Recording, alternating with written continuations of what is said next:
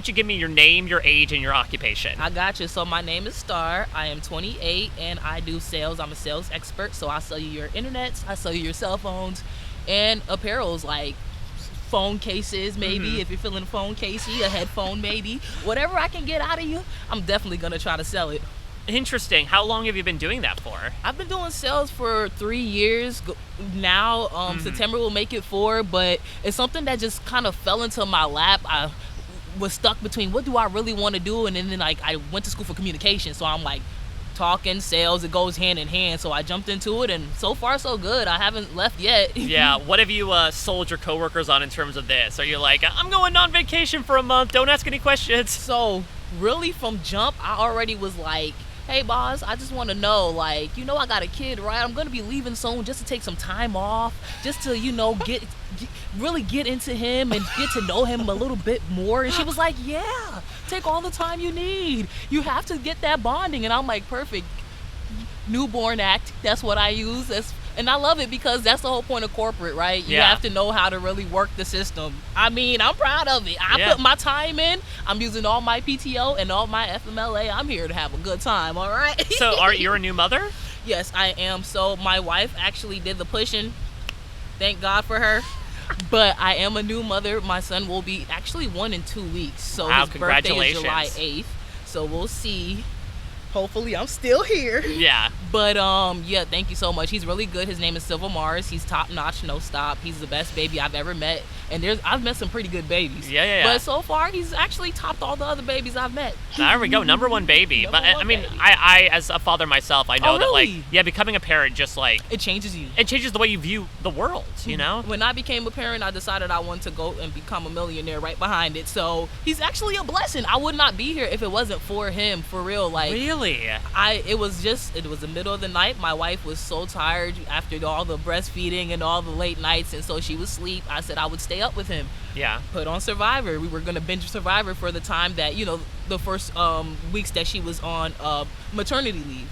So I'm watching Survivor. It's 12 a.m. at night. Silver's rocking him to sleep. I'm rocking him to sleep. Next thing I know, Jeff says, do you think you have what it takes to be on Survivor? I looked around, I looked up, I looked down, and I said, yes, I do, Jeff. Yes, I do. By 3 a.m., I put my recording in, and I did what needed to be done. Wow. And here I am talking to you, so I must have did something right. Absolutely. So then, when did you start watching the show? What's your history with Survivor? So that's the funny thing. I honestly did not start binge watching it until Silva Mars. Like, really? Literally, I've always known about the show, but I never really put much attention to it. It was probably playing in the background when I was a kid. Maybe at somebody's house, maybe, but never on my own. But whenever I'm a movie person, I love TV shows, I love movies, I love binge watching.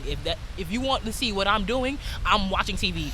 100% of the time, I'm watching TV. I'm not outside. Yeah. If I'm outside, I have my iPad, my tablet. I have something where I'm watching TV. Yeah. So I told my wife we're gonna watch Survivor because they were playing like nonstop commercials, like watch Survivor right now, Paramount Plus, and I'm like, you know what? I'll watch Survivor. And that's what That is amazing. It's literally like it was written for me to be on here. Like I said, he was talking to me. Yeah. Jeff was talking to me. So then was it like a little drip and then you were all in? Did you watch all the seasons? I watched all the seasons. Wow. I like I said, once I was all in, I would say by season 12 I had already applied. Wow. And after applying, my wife she will bet $1 million on this. We watched that morning up, morning down. Wake up, Survivor's on. If I fell asleep, she's telling me what I missed, and we're running it right back. It was basically like it's feedings and it's Survivor. It's feedings and Survivor, and it was nonstop. It's playing, and she's like, I'm like, babe, we're watching Survivor until I get the call, and even when I get the call, now we're studying Survivor. So sure enough, Survivor has not shut off the TV yet. I promise you, they're probably still watching, and now they're waiting for me so we can watch us too. So yeah, we're watching. So then, let's look back upon all your recent binging. If you could give me a winner and a non-winner, who you identify with the most, personally, strategically, who's it going to be? Oh, see why you hit me with those questions, because I'll tell you, from the before I watched season 42, Sandra Diaz-Twine. After watching season 42, Sandra Diaz-Twine and Marianne. That's my goal right there, and I feel like it's a good balance because I'm a Libra. I always say all the times, I hate this, the Libras always say I'm a Libra, but anyway, I'm a Libra. I'm all about the balance scales. I'm serious. I can't be serious. When I'm trying to get that money, I'm trying to finesse somebody into buying his phone, or maybe I might be running late to work and now I got to figure out what I'm going to tell my boss. Yeah. I'm serious. But I also know how to have a good time. Like Marianne, she was goofy, she was funny, but at the same time, they always underestimated her because they thought that she wasn't playing the game, but the whole time she was. And that's what I'm about. Most times people don't think I'm paying attention. Other times they think I'm just goofy, but no. I know what's going on. Mm-hmm. I'm just making you think I don't know what's going on. Mm-hmm. What's your favorite moment in Survivor history? Did it Sandra or Marianne moment? No, actually, my favorite moment in Survivor history would be whenever Chris won the fire after coming off of, I think it was Edge of Extinction. That's right, yeah. And he won. Like, that was crazy. Like, yeah. He won. He made the fire. Like, that right there. And also, too, season 46, now when Kenzie was going up against Liz and she made that fire, that was actually pretty dope as well. And then the ending for Marianne when she won, and she was like telling everybody at the tribal council why she should be. That's right there. I felt that energy. I felt her, because she's like, y'all don't know, I've been playing this game since day one. Yeah. So it's just like moments like that, not even just from the new era. All of Survivor has changed. You don't get the same season. You don't get the same show. You don't get the same Jeff. Yeah. Jeff pulled out a pillow and got comfortable in season 46. Since when has he did that before? He gave out snacks. You don't even know what to expect. Survivor is always something new and fresh, and that's why I love the show, and I think it is honestly the best show. And I'm not just saying that because I'm on it now. I mean, it's good brand representation, yeah. I told you, I'm a movie TV connoisseur. Yeah. I know what I'm talking about. What's your favorite shows, by the way? Ooh. Let me I test love this Charm. connoisseur. Charm. Which, Charm. the reboot The or original. Original, the yeah. reboot's cute. Yeah. The reboot's cute. I mean, I watched it, because I'm a loyal Charmer. Mm-hmm. But I love my Piper. Yeah, now my wife's a huge Charm fan as well. And so. she knows. She I've been knows. watching Charm. I promise you, I've probably binge-watched Charm like a billion times. That's how deep I love it. I've been watching Charm since I was a kid. Wow. So, yeah, I know pretty much all the episodes. I could watch it and be like, oh, Prue's about to jump off. Yeah, Yeah, Phoebe, yeah, she about to have a premonition right now. Talk to me about your preparation for this experience, because it seems like your life has been through so many different things over the course of the past year. When you add Survivor onto it, what did you do to try to prep for this occasion?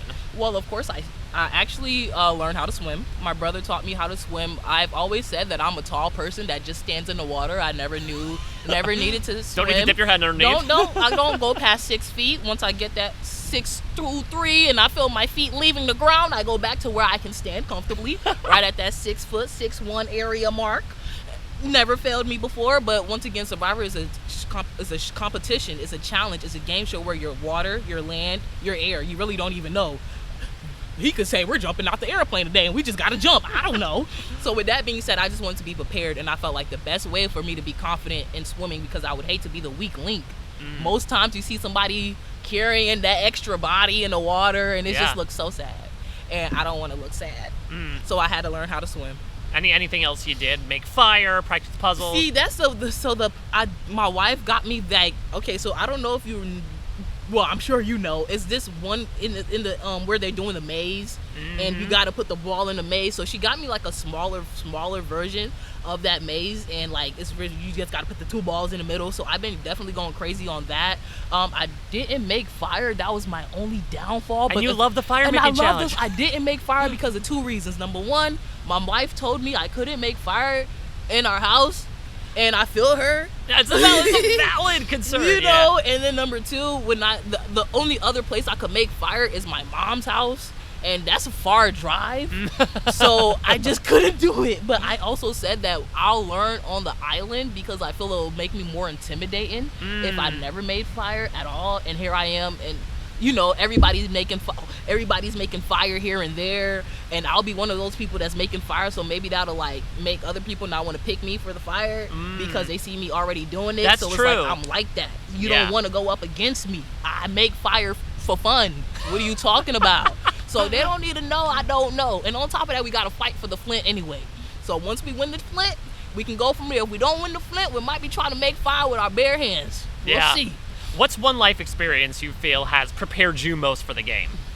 Ooh, I think, I hate to get so deep, but I really feel like, it might sound cliche when I say it, because a lot of people has lost people in their lives, important people in their lives. But I really feel like losing my father, the death of my father, I appreciate that. The death of my father helped me and prepared me for this moment here, because you're alone on Survivor. You're by yourself on Survivor. Yeah, these people are nice, but it's up to them to be nice to you. If I'm crying in the corner, nobody has to come and pat me on the shoulder. Yeah. Nobody has to tell me it's okay. That's not their job. This is Survivor. You want them to cry. You want them to want to leave. That's the whole point. And you're just good people. So, of course, hey, it's okay, but is it really genuine, you know? Mm-hmm. But I feel like I had to heal myself. I had to pick myself up from my coattails and tell myself to get up. Tell myself to do what I need to do, not just for me, but for my family. Yeah. All my family, not just my wife, my mom, my brother, my sisters. I had to prepare for all of that, because I took on the strong suit when my father died. I feel like I am my father, like a girl version of him. And so I carry everybody under my wing like a mama bear, and I just want to protect all of them. But how can you protect everybody when you're literally falling into pieces? Yeah. You have to pick yourself up and get it together. If not, you're really fucked. Well, that's the thing, right? When you're on a plane and the oxygen bags come down, they say put it on yourself first, exactly. for somebody else. So. And I found myself drowning in everybody else's, trying to save everybody else. Yeah. But when I was literally drowning, looking for somebody to save me, nobody was there, because I put on the face to where you don't even know I'm really struggling. You don't know I'm sad today because I'm laughing and smiling. Yeah. And those, like you said, check on your happy friends too. So once again, I had to pick myself up because nobody was really checking up on me. And then finally, when I picked myself up and I became a better me, everybody wants to come back and be all cool and friendly. And it's like, yeah, because no one wants to deal with the tears. Yeah. Everybody wants to deal with the happy Star. And so I had to tell myself, hey, do you want to be sad Star for the rest of your life, or do you want to be happy Star? What would you say is your biggest superpower and your biggest piece of kryptonite that you think is going to play into your game? My biggest superpower, I would definitely say, is that's a tough one. I got a lot. There you go. I would say my charm. Mm-hmm. My charm, I think, works a lot because I got a good way with words. I'm a person that really doesn't have to think before they speak, because the words just come out so naturally. And I think that's a good quality to have. Of course, sometimes I do have to think, because, you know, you can't just say everything. Mm-hmm. But most times I really don't, because everything that comes out my mouth is genuine. Yeah. And I feel like that's really a good quality to have, because in a game where everybody doesn't know if you're telling the truth or not, if I can honestly come to you and you can come to me and you look you in your eye and talk to you as if we've been knowing each other forever, that's going to go a long way. You'll trust me, even if I'm lying to you. Once again, I do sales, you know? Yeah. But I think that's that's like my superpower. And then my kryptonite. Kryptonite is like your weakness, right? Mm-hmm. Swimming. Yeah, I guess that's true. Yeah. Yeah, because I know I'm athletic. Yeah. And in a game where, once again, you have to run, you have to swim, you have to jump, that's a whole lot of in one. And so my athleticism can only get me so far if I don't have technique, if I don't have strategy, if I don't really know the base of it all, the foundation. So I can run on the ground, but if I can't swim, what good is that going to make me in a challenge where we're coming from the water, going to the land, and I'm still in the water? That's true. That's true. Mm-hmm. So I'm intrigued that you mentioned, of course, sales experience. I mean, how much are you going to be forthcoming with that? Because we know sometimes some people see salesperson and are like, okay, what are you trying to, you're going to lie to me all the time. So I'm not telling anyone I do sales. I'm a stay-at-home mom.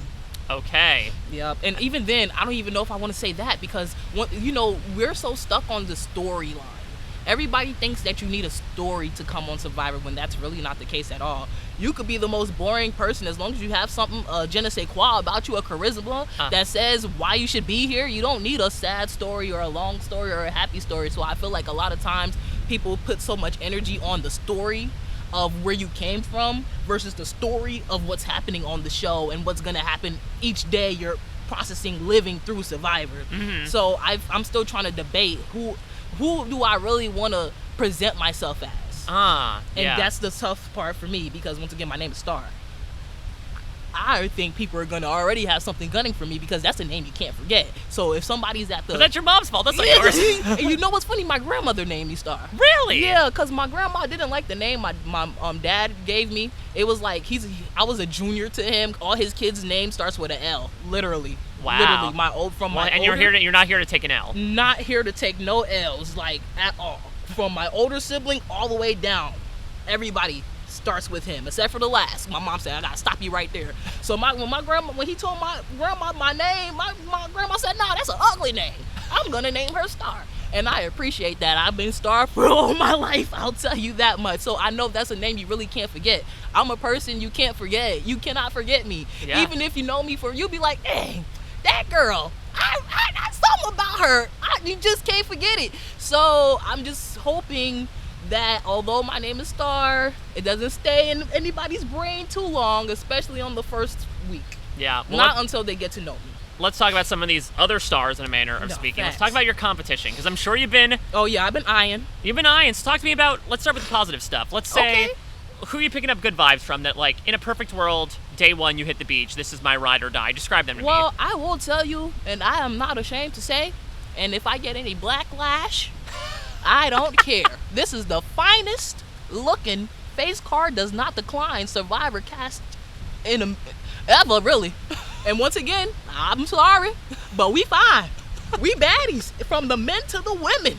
Everybody look good, like, and that's the problem. When people look good, you don't even know, like, at least before you had to, like, oh, she has a smile. Oh, she has the looks. Oh, she has body. Gotta worry about. No, everybody looks good. Right. Everybody literally has the smile. Everybody has the face. Everybody has probably the charisma and the personality to follow along with it. And I feel like that's what's gonna actually throw everything off. How can you know if this person is telling the truth? Because they smile just like you. Yeah. And so I will say I did notice about that. Everybody looks good. Captain America, I don't know his name, but he looked like Captain America. Okay. And he built. He's strong. That's somebody that I want as a friend, because I need strength. As you can see, I'm a little skinny. I got muscle though. Don't let these bones fool you. Don't let it fool you. I'm strong. No, it doesn't matter the size, it's how you use it. It don't matter the size. Remember little Charlie from season 46? That skinny thing, he was strong. Yeah. So yeah, but Mr. Captain America, I want him on my team. It's a couple of people. I seen somebody, she looks like a mom, a little older. I want her on my team as well, because I feel like those are the ones that can go under and be your silent assassin. They can hear and come back to you with the details. Hey, they're talking about you. Hey, your name is getting brought up. Whether good or bad, I need somebody to tell me, because I might not be in the popular crew. I might be with the quiet ones. Yeah. Who knows? I don't know until we get there, because everybody's personality is hard to tell. Are they like me? Are they not? Who's the loud one? Who's the cool kids, the athletes, the geeks? What's going on here? So, and I'm a person. I'm everything. I'm a Harry Potter lover. I'm a vampire lover. I like all the vampire shows. I'm there. I love every vampire show. I will watch it. I literally have been watching, going crazy. So that's the thing. I'm a good mix of everything. I can hang with the cool kids, but I can also be with the quiet people, because I'm shy as well. Yeah. If it's a group of cool kids, I'm gonna shut up, because now I gotta watch and see what y'all gonna do. Especially because I used to be bullied in like elementary school, so you know what I'm saying. That little childhood me still comes in, is like in a shell, because it's like, are they gonna like me?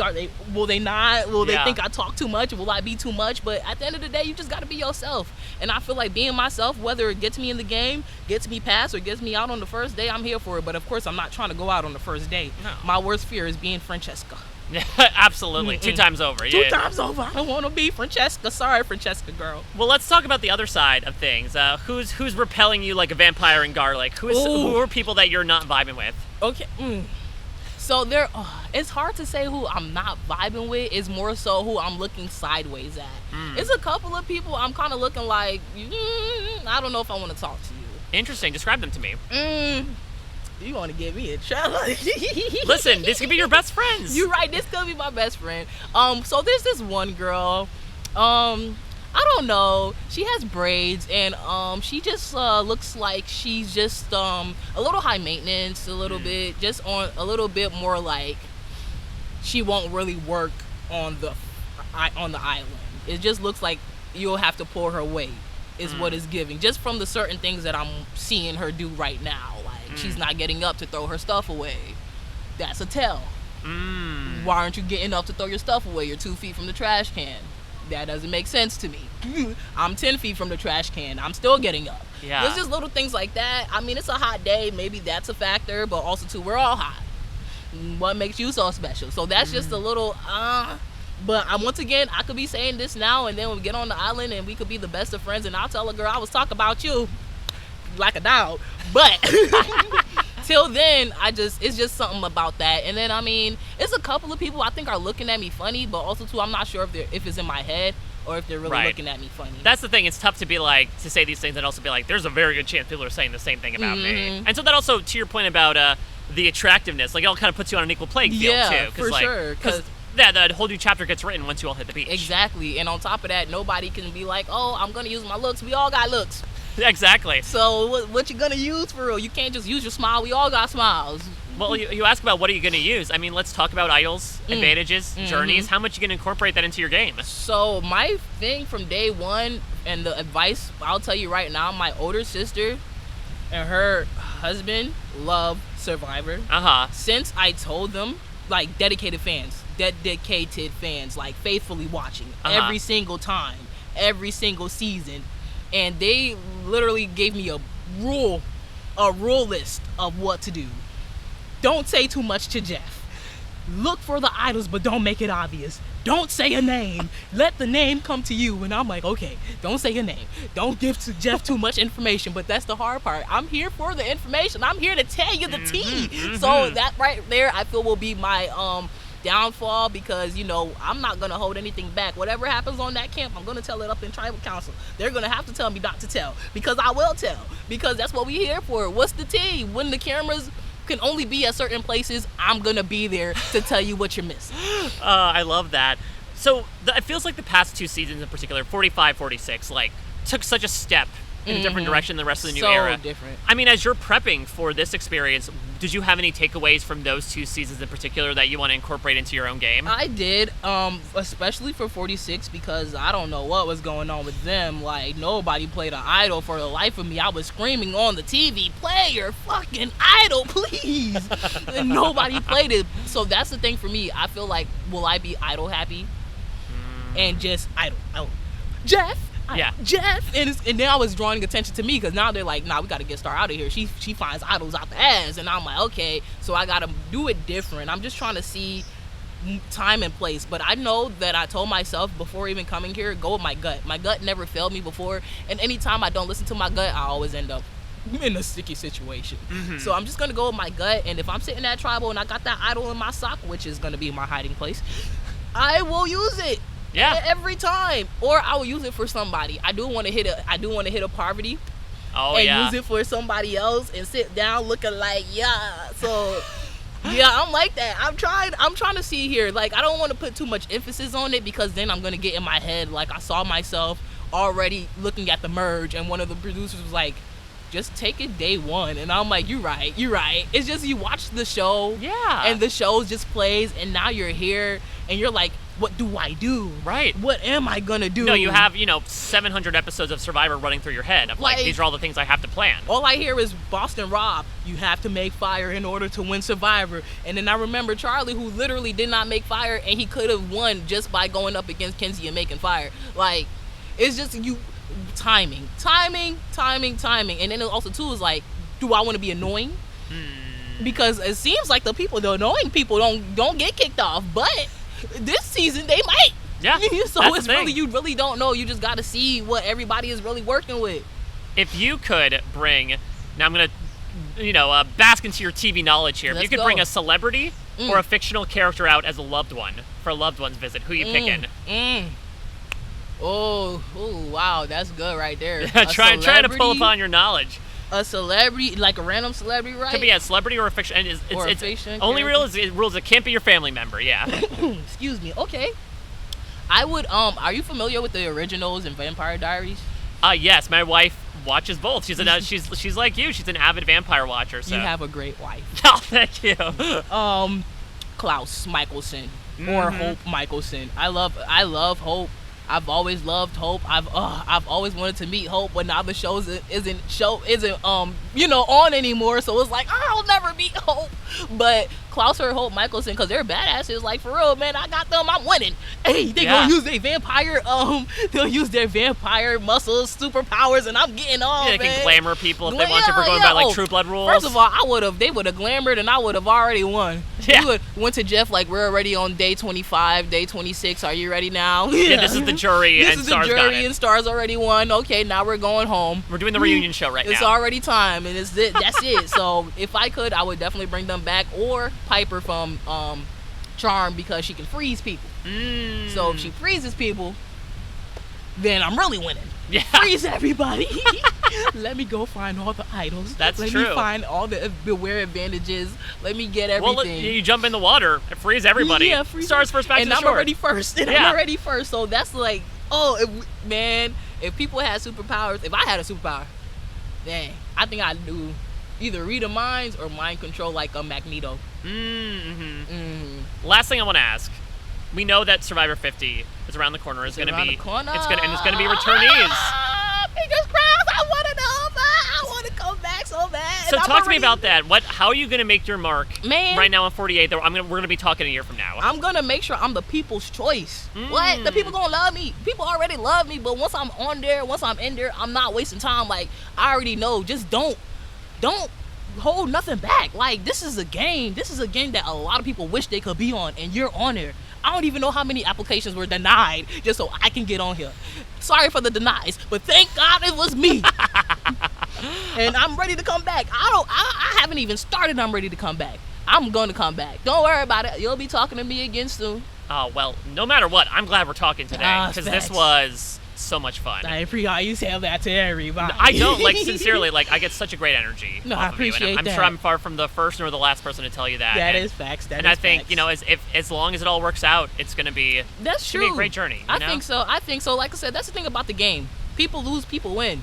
I played basketball for a majority of my life. I've took a lot of losses, and probably more losses than wins. Not saying I'm a loser, though. I've taken some wins, but I'm just saying in general, if you have to know how to take the losses, come back and do better. Yeah. So once again, of course, everybody wants to make it to the end. Of course, I want to make it to the end, but if not, I'll just be happy for the experience and be happy that I did it and gave it my all. I'm hungry to win.